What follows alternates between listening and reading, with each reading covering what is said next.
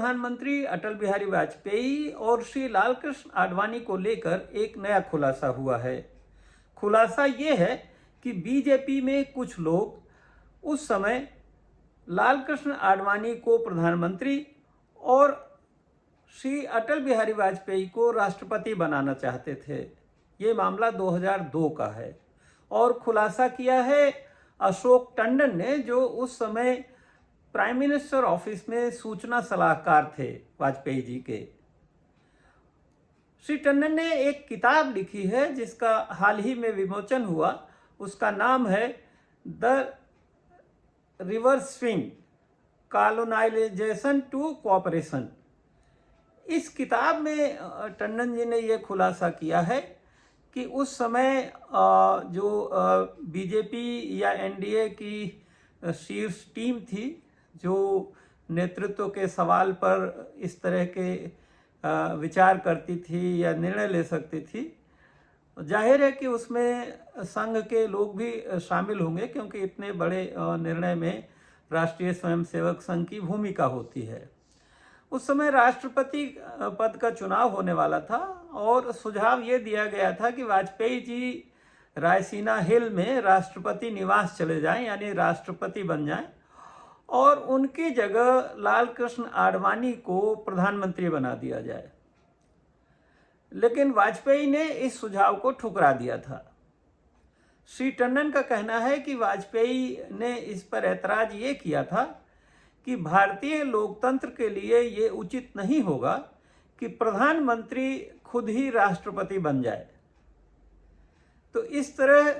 वाजपेयी ने इस सुझाव को नामंजूर कर दिया और आडवाणी प्रधानमंत्री बनने से रह गए। मुझे तो याद है कि किसी प्रेस कॉन्फ्रेंस में भी अटल जी से इसी तरह का एक सवाल पूछा गया था,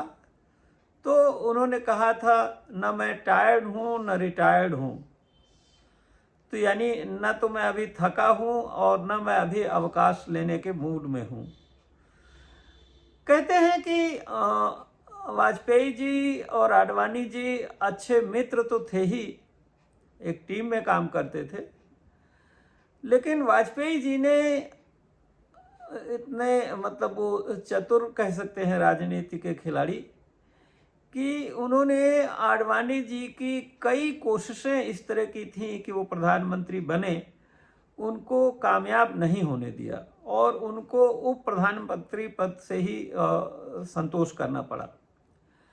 जाहिर है कि उसके बाद 2004 में जब चुनाव हुए लोकसभा के,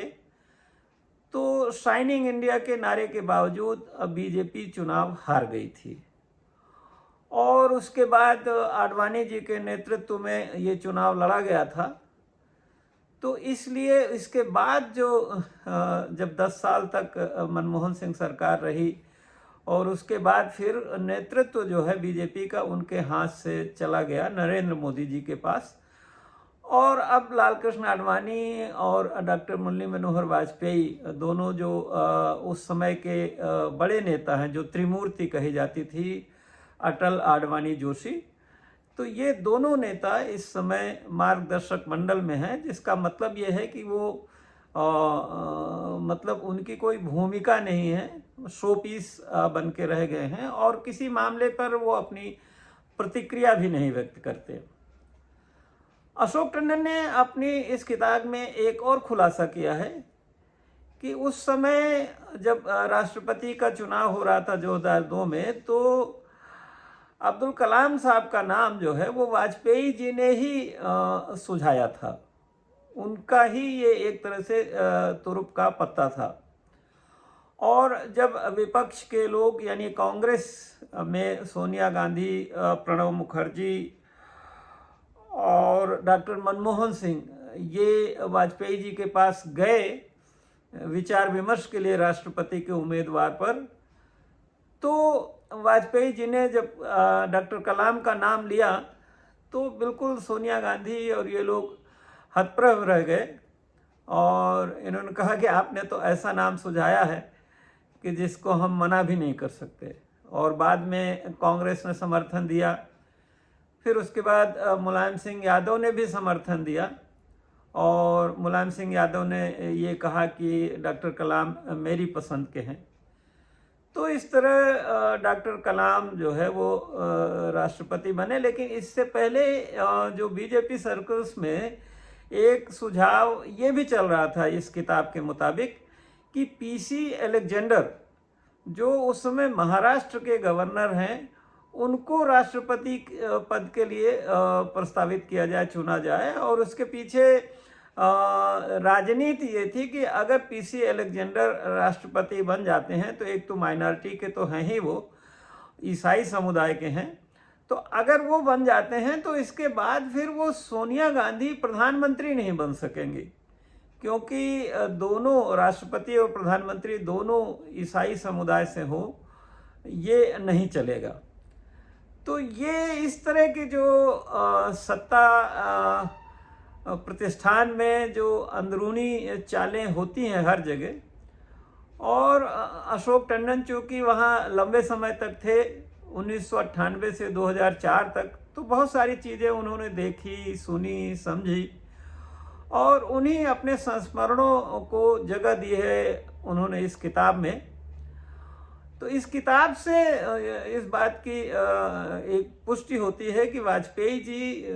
ऊपर से भले भोले दिखते थे, कवि थे, लेकिन अंदर से वो बहुत ही, एक तरह से कहते हैं कि कूटनीति और जो राजनीति में बहुत चतुर थे। और उन्होंने इस तरह से मतलब खुद तो राष्ट्रपति बनने का प्रस्ताव ठुकरा ही दिया, और डॉक्टर कलाम का नाम रखा ताकि सर्वसम्मति हो जाए, और दूसरे बीजेपी नेतृत्व की कमान भी अपने हाथ से नहीं जाने दी। रामदत्त त्रिपाठी, मीडिया स्वराज, लखनऊ।